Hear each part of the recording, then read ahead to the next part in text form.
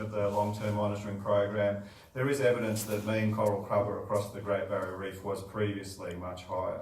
So we have this ongoing decline, and you can all appreciate the important consequences or ramifications of this. But for the context of this talk and for the perspective of what we've been working on of late, we've got to make this point that corals are critically important for coral reef habitats for a number of reasons. Aside from the many important services they provide in terms of contributions to primary production and carbonate deposition, they are critically important in terms of providing habitat. So losing corals, I like to say, is equivalent to clear felling rainforests. So you're taking away the major structural habitat, and we all know what the consequences of that are going to be in terms of diversity. So when we have these bleaching events, there's some of these reef fish which maintain a strong and enduring relationship with the corals. But once the corals die, invariably these associations break down. And the normal casualties that we consider in light of these sorts of disturbance events are things with a very strong and direct reliance on corals, such as these coral-dwelling damselfish. But we've known for quite a while that the effects of coral bleaching are quite widely felt. So this is a meta-analysis that we actually did 10 years ago now, looking at changes in the abundance of individual species following coral loss, and in this case mostly caused by the 1998 bleaching event. So what I'm showing here is the change in abundance of individual species averaged across 17 different studies where they've looked at changes in abundance up from 1 to 5 years following a major bleaching event. And as it's not unexpected that some of the worst affected species are the things like the coral feeding butterfly fish, such as this obligate coral feeding species shown up the top there, Chaetodon trifascialis, and also things like the coral dwelling damselfish, which I showed previously.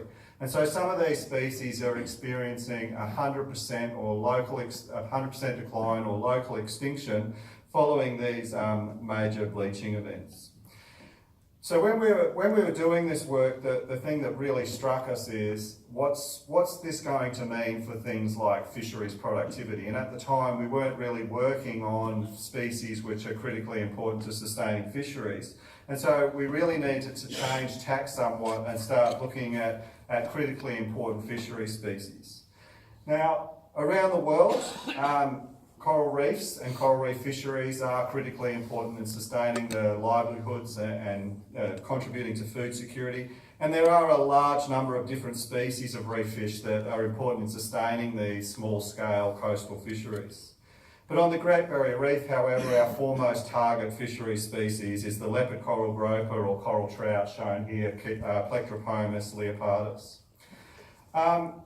So the fishery for Plectropomus leopardus is somewhat complicated in the sense that it is managed to a large extent as a single species, but in terms of the stock assessment process, but the licensees are actually at liberty to target a wide range of different carnivorous species.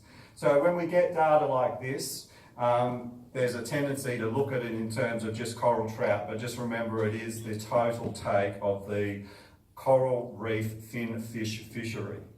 So this shows the catches through time up until 2014, which is a critical time point I'll talk about in a minute. And I'm showing this to highlight the spatial variation in the fishery as it currently stands, where you can see the different colours are coded in terms of increasing latitude. So the ones along the bottom are at the lowest latitude, and then the ones at the top are the highest latitude. And a large proportion of the fishery take does come from areas around Townsville and south of Townsville. Now you'll probably notice this somewhat obvious decline in the fisheries take coinciding with the 2004 rezoning, when there was a major restructure of this fishery to try and prevent the intensification of fishery effort in a smaller area once we closed off around 30% to fishing.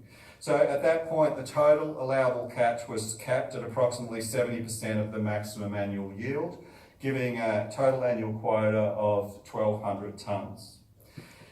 Now that was the situation, as I said, right up until 2014 when there was a realisation that we needed to have a much more rigorous and focused approach to setting quotas across all of Queensland's fisheries. And so this was one of the foremost fisheries, was subject to some of these changes which are now being implemented in fisheries across the state.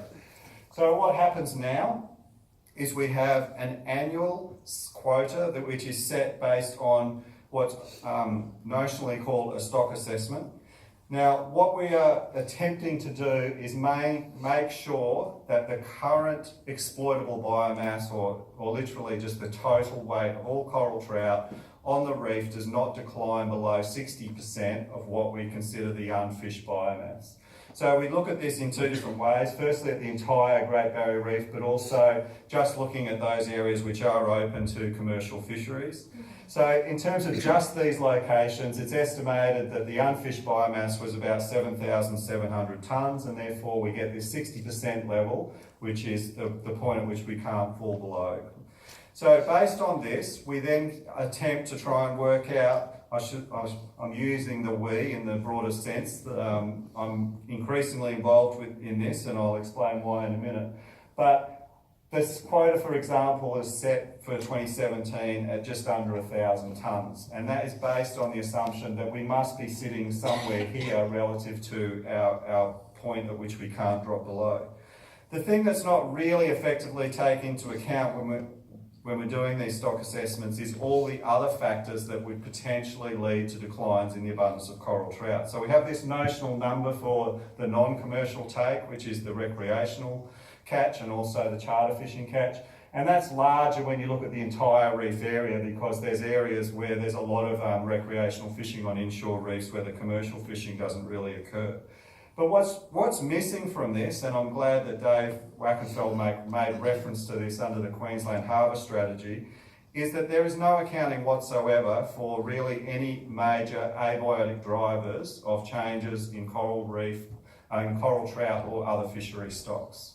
So we're giving just lip service at the moment to the potential impact of climate change and not really accounting for this in any meaningful way in the current harbour strategies. So, is that a problem? Of course it is. And what do we do? What do we need to do to move this forward? So, there is evidence that coral trout are affected by coral loss, and I'm not going to go into all the various sources of data, but this is probably one of the more easy to digest examples published by David Williamson and colleagues based on the work they were doing in the Keppel Islands, showing this covariation in the abundance of coral trout and live coral cover. So the coral trout's in blue, where you can see this interannual variation which somewhat follows the changes in coral cover at this location. Now, in this particular case, the fluctuations in the abundance of coral trout were occurring incredibly quickly. Elsewhere where we've looked for this relationship, we see there's this fairly pronounced lag in the time to which we actually see declines in the abundance of coral trout following coral loss. So for example, Nick Graham's study from the Seychelles for all large fishery species showed that you didn't actually see that decline for 7 to 10 years following major coral loss. So there could be fundamentally different mechanisms involved in this particular example. But when you compile all the different data that we have now, where people have gone out and looked for temporal changes in the abundance of different fish groups relative to changes in coral cover, we come up with this metric which is called standardised response, where it's the proportional change in the abundance of the fish divided by the proportional change in the coral cover. So you can get values well in excess of -1, where you get a 5-fold decline in the abundance of the fish relative to the loss of coral. Now, when you look at this, the bulk of the species shown here in these violin plots are sitting at around -1. So they're declining in direct accordance with the decline in live coral cover. Now, there's a lot of talk about winners and losers in the sense of climate change at the moment, but what we see when we look at all this is that the majority of species are actually experiencing declines in abundance. And I'll just point out, these are all the different functional groups we're using here, and the coral trout would fit into the generalist carnivores, okay? And most of the studies are showing there are declines in their abundance. So overall, 60 to 70% of fishes are lost following coral depletion or coral loss events. So there is this long tail where there are some species which experience these pronounced increases in abundance, but they do not sufficiently offset the decline in the abundance across the majority of species. So when we're talking about the decline, it's 60 to 70% decline in overall abundance as well as diversity. So not all fish are losers, but we are not seeing too many winners when it comes to large-scale major disturbances and extensive coral loss. So the question obviously is why are coral trout affected by these declines in coral? And it's a burning question for many people working on this issue. And essentially there's two working hypotheses at the moment.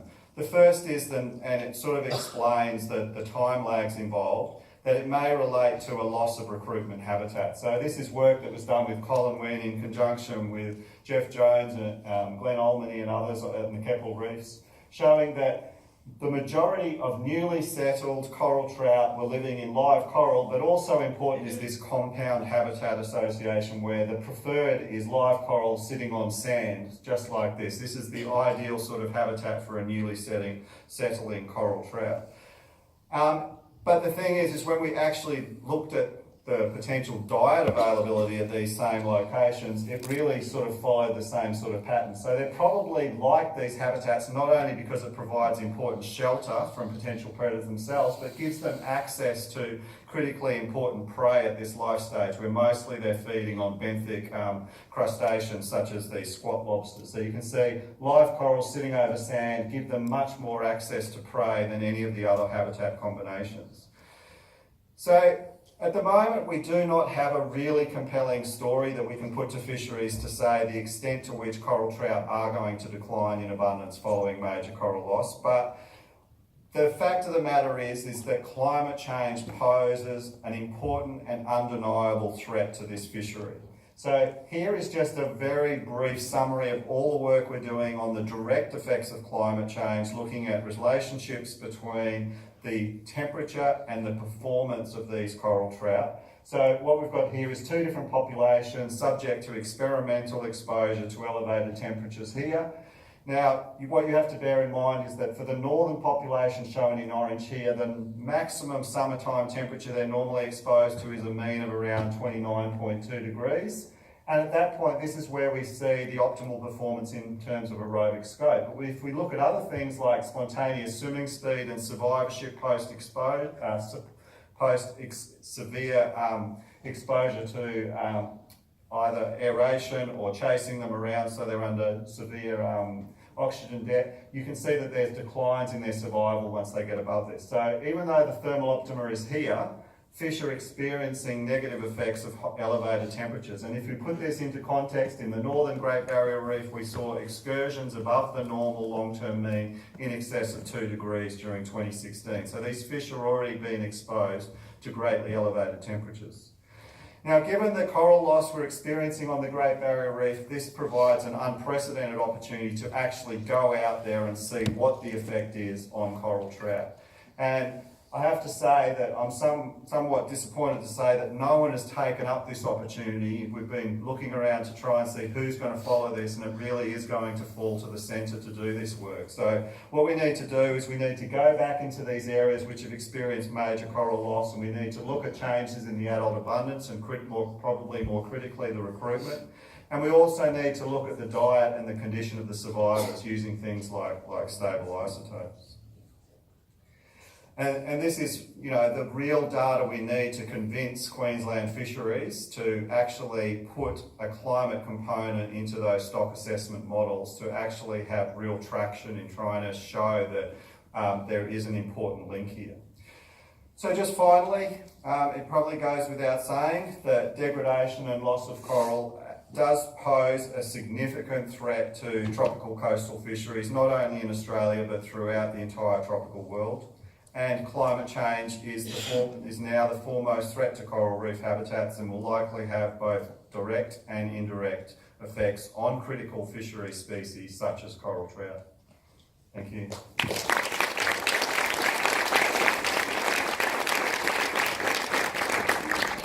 We have time for one question.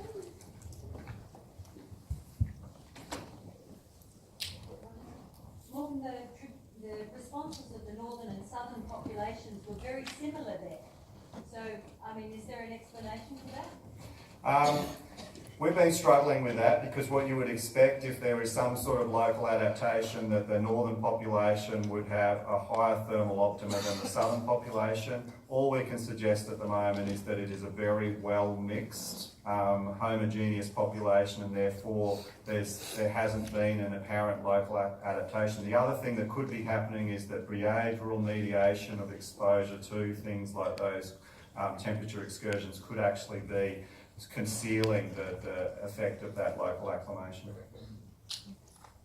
Another question? No?